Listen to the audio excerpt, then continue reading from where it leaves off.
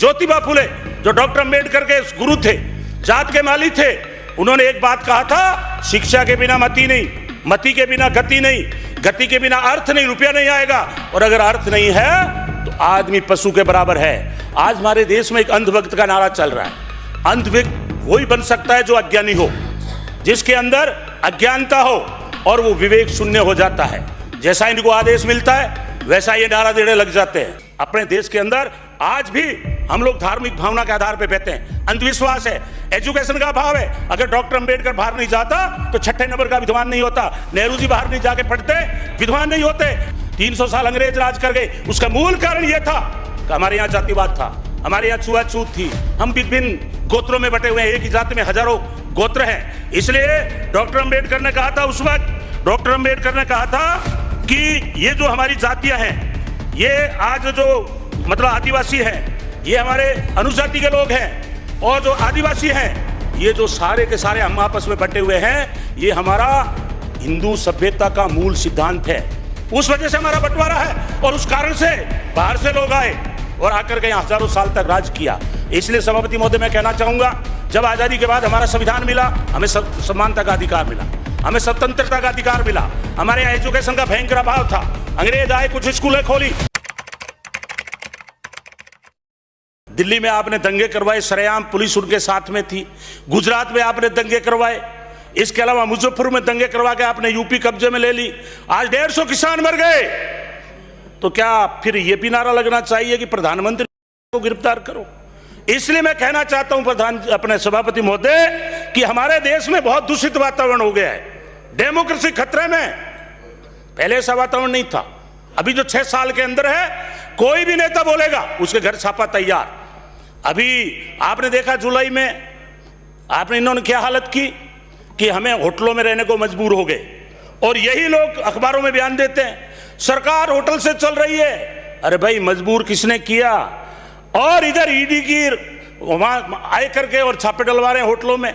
इसलिए मैं आपसे निवेदन करना चाहता हूं सभापति महोदय कि देश के हालात खतरे में, डेमोक्रेसी खतरे में, और इसके जिम्मेवार मात्र 2 व्यक्ति हैं, हम दो, हमारे दो, जैसे नारा दिया। मैं इनका दोष नहीं मानता, क्योंकि भारतीय जनता पार्टी की जो आत्मा है वो आरएसएस है, और आरएसएस का इतिहास ये पूरा देश जानता है।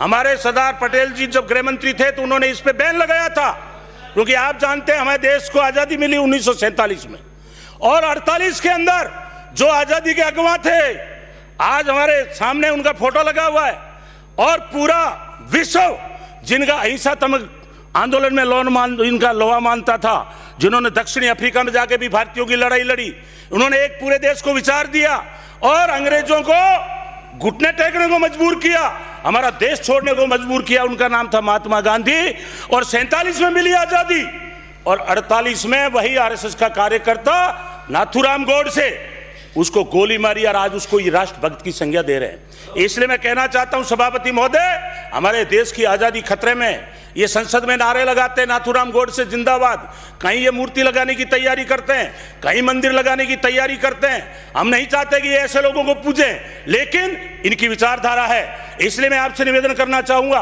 आज हमारा प्रजातंत्र खतरे में है। आज हमारा राजस्थान थोड़ा इसलिए आराम से चल रहा है क्योंकि यहाँ कांग्रेस है, कांग्रेस की विचारधारा थी। आप अगर आजादी के पीछे जाओगे तो हमारा देश विभिन्न रियासतों में बसा हुआ था, आपस में बटा हुआ था। गुजरात चित्तौड़ से लड़ रहा था, बीकानेर कहीं और से लड़ रहा था, हम आपस में लड़ते थे। उससे पहले मुगल थे, 300 साल अंग्रेज राज कर गए। उसका मूल कारण यह था कि हमारे यहाँ जातिवाद था, हमारे यहाँ छुआछूत थी, हम विभिन्न गोत्रों में बटे हुए हैं, एक ही जाति में हजारों गोत्र हैं। इसलिए डॉक्टर अंबेडकर ने कहा था, उस वक्त डॉक्टर अंबेडकर ने कहा था कि ये जो हमारी जातियां हैं, ये आज जो मतलब आदिवासी हैं, ये हमारे अनुजाति के लोग हैं, और जो आदिवासी हैं, ये जो सारे के सारे हम आपस में बंटे हुए हैं, ये हमारा हिंदू सभ्यता का मूल सिद्धांत है। उस वजह से हमारा बंटवारा है, और उस कारण से बाहर से लोग आए और आकर के यहाँ हजारों साल तक राज किया। इसलिए सभापति महोदय, मैं कहना चाहूंगा, जब आजादी के बाद हमारा संविधान मिला, हमें समानता का अधिकार मिला, हमें स्वतंत्रता का अधिकार मिला। हमारे यहाँ एजुकेशन का भयंकर अभाव था, अंग्रेज आए, कुछ स्कूलें खोली।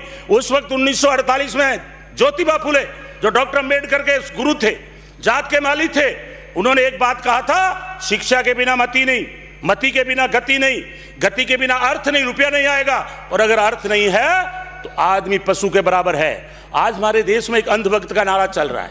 अंधभक्त वही बन सकता है जो अज्ञानी हो, जिसके अंदर अज्ञानता हो और वो विवेक शून्य हो जाता है। जैसा इनको आदेश मिलता है वैसा ये नारा देने लग जाते हैं। आज ये राम के नाम पे खूब जय श्री राम के नारे लगाते हैं, लेकिन मेरा नाम गोविंद राम है, मेरे पीछे राम का नाम लगता है, इनको को तुम राम का नाम लगा के पहले बता दो। और मैं 6ठी क्लास में हारमोनियम सीख गया था, अच्छा गायक था मैं, स्कूल में कॉलेज में 1 नंबर पे मारवाड़ी गाना गाते थे, भजन गाते थे, लेकिन राम के विद्रोही हमें मानते ही है, क्योंकि हम कांग्रेस में हैं। आज जाके प्रियंका गांधी अगर स्नान करती है तो ये विधानसभा में बोलते हैं कि हमारे मोदी जी ने मजबूर कर दिया है, अगर राहुल गांधी जी चुनाव डालते हैं हमारी बीजेपी ने मजबूर कर दिया है। इसलिए मैं कहना चाहता हूं सभापति महोदय, आंदोलन उम्र में इन्होंने किए, लेकिन हमने कभी ये नहीं कहा ये देशद्रोही हैं, पाकिस्तान चले जाओ। आज ये तरह तरह के जिस तरह से शाहीन बाग में महिलाएं बैठी, उनके ऊपर इन्होंने क्या नहीं किया। आज किसान बैठे, वहां जाकर के आरएसएस के गुंडों ने लाठीचार्ज किया, उनके तंबू तोड़े, उनके साथ मारपीट की। इसलिए मैं चेतावनी देना चाहता हूं कि ये लोग अगर इसी तरह से करेंगे तो आने वाले समय में हमारा प्रजातंत्र खतरे में हो जाएगा। और ये तानाशाह की सरकार चल रहे हैं, इनको हिटलर को पढ़ा है, क्योंकि हिटलर में जब राजा था तो वो कोई भी अगर उसका विरोध करता उसको देशद्रोही का नारा दे देते। तो इन्होंने मीडिया कब्जे कर लिया, संवैधानिक संस्थाएं हमारी खत्म कर दी, हमारा आरक्षण खत्म करने के लिए इन्होंने कंपनियां बेच दी, क्योंकि इनको पता है कि आरक्षण खत्म कर देंगे तो दलित और ओबीसी सारे खिलाफ हो जाएंगे।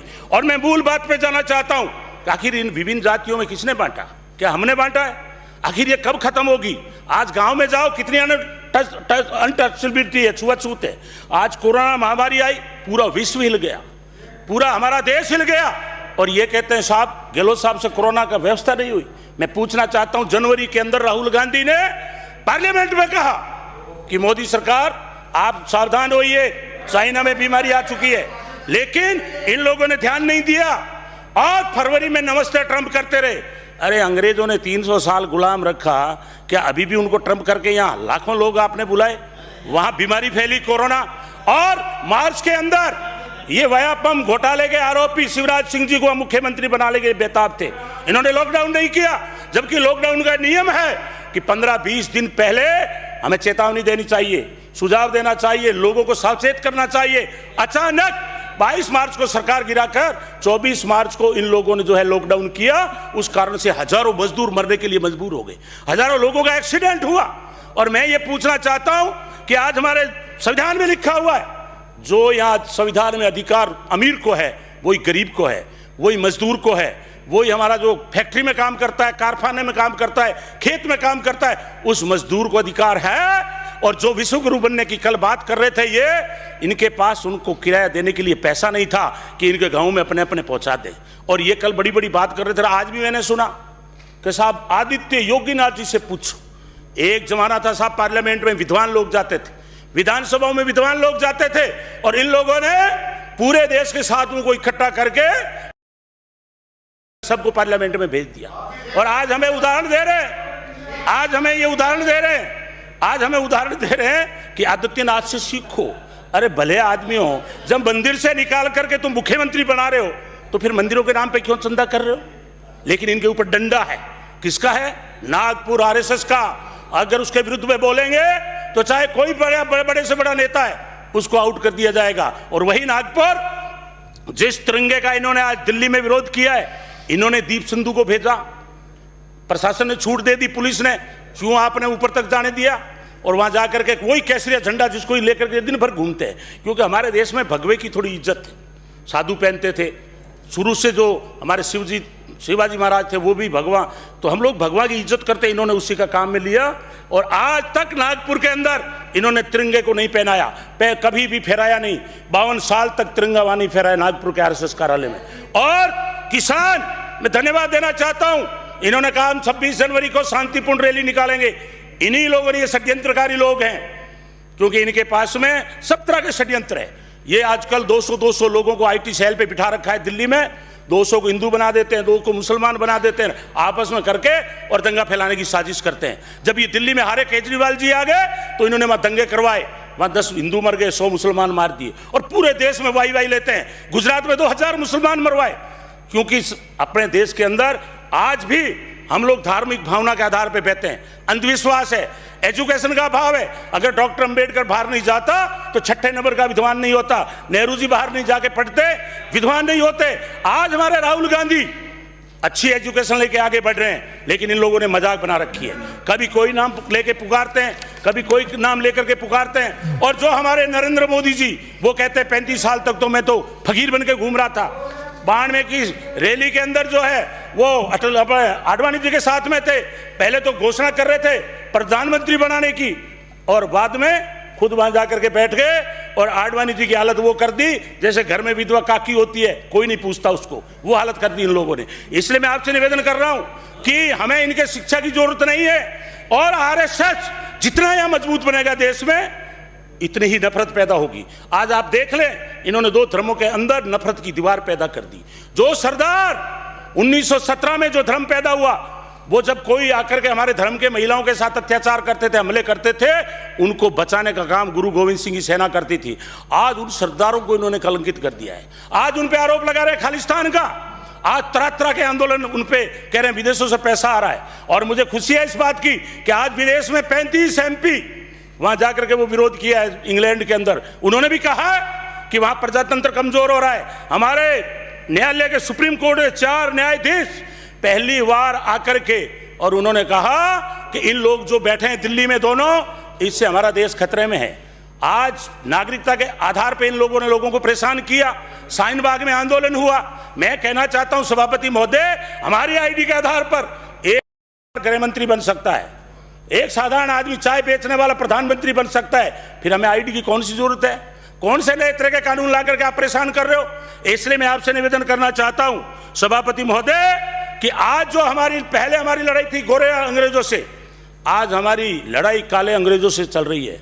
आज हमारा जो आत्मा इस देश की, जो किसान आंदोलन कर रहा है, लाखों लोग सड़क पर है। मैं कहना चाहता हूं कि ये वो सरदार हैं, ये वो जाट हैं, ये वो किसान है 36 बिरादरी के, कि जब वो अंग्रेजों के आगे नहीं झुके तो मोदी जी आप इनको नहीं झुका सकते। अगर आप चाहते हैं गरीब और वंचित इंसान की आवाज आप तक पहुंचे तो हमारे चैनल को सब्सक्राइब करें और बेल आइकन का बटन दबाना ना भूलें। देखते रहिए भोजन न्यूज।